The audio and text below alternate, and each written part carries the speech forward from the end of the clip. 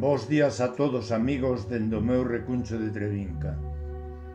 Yolanda Taboada Fernández é unha muller que leva no seu ADN a alegría.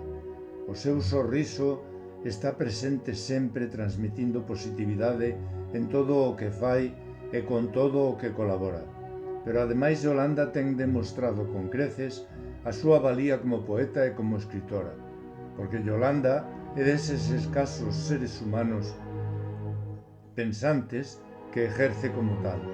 Para min é un placer compartir espazo no Grupo Cultural Nos, a xente do redor.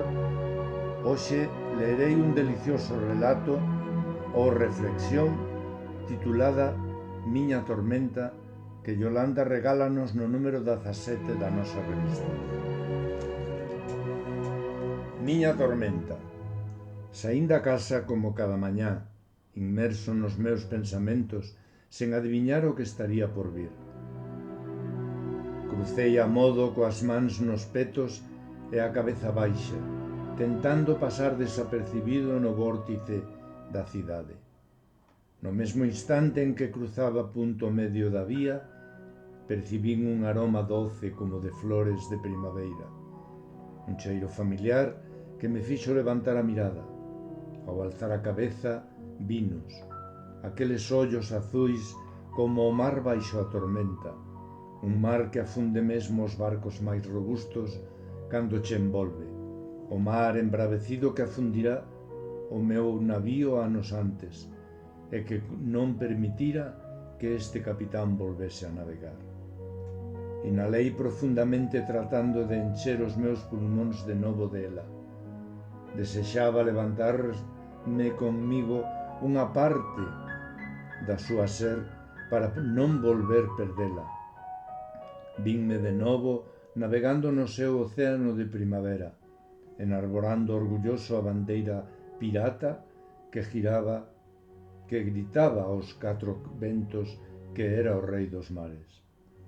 Pero tras un larguísimo instante, cada un estaba xa nun lado diferente da rúa, sen volver a vista atrás, pero deixando na miña alma unha pegada que aínda, sen sabelo, faría que a miña vida dese un xiro que nunca imaginei. Durante días conservei na miña memoria daquel cheiro. A miña mente non podía pensar en máis nada que naquela tempestade que me facía zozobrar.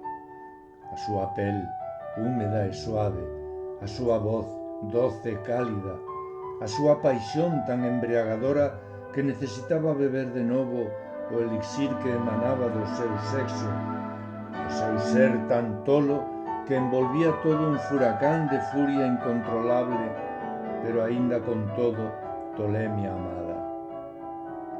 Busqueina por todas partes, nos lugares que frecuentábamos, no inconmensurable mundo cibernético, preguntando a todo aquel que crin podía saber do seu paradoiro.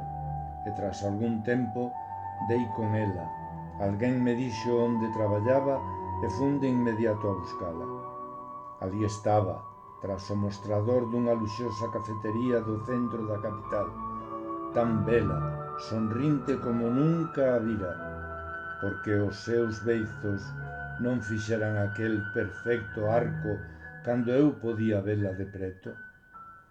Pronto comprendín. A pouco entrou unha muller fermosa, alta, esvelta, con un traxe elegante de cor vermella, taconeando firmemente cara a miña tormenta. Era unha persoa con brilo especial, emanaba a mesma enerxía que xa experimentara antes. Parecíame estar a observar un ciclón aproximándose a outro lentamente, paso a paso, con un forte retumbar cada vez que un dos seus talóns tocaba o chan.